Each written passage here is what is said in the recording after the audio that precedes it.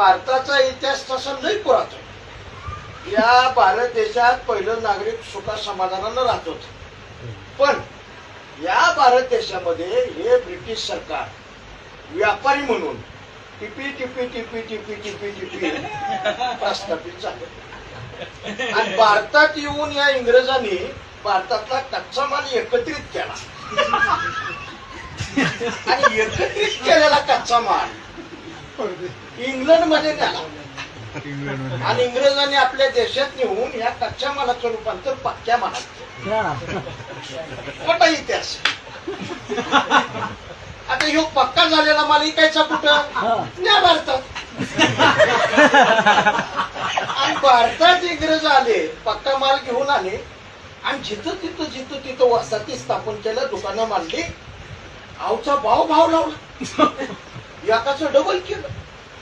आणि ज्या भारतीय नागरिकांनी त्यांच्या दुकानाला वसाहतीला विरोध केला त्याला उचलला, जेलमध्ये टाकला.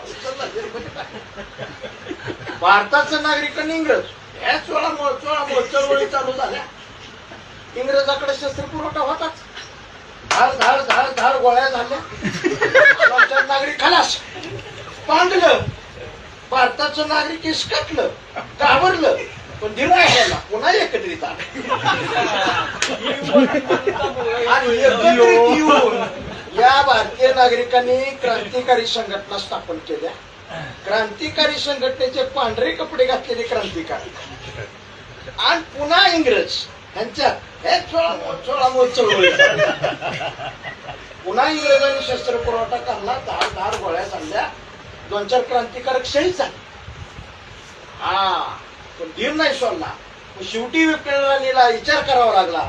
तिनं आपलं विमान भारतात आणलं आणि भारताला स्वातंत्र्य देण्याबद्दल चर्चा चालू केली. निवडक सभासद एका सभागृहात घेतले. इकडून प्रश्न, तिकडून उत्तर, इकडून प्रश्न, तिकडून उत्तर. तासभर चर्चा चालली. इंग्रजांनी स्वातंत्र्य डिक्लेअर केलं, पण जाता जाता घाण केली. पाकिस्तान वेगळा केला.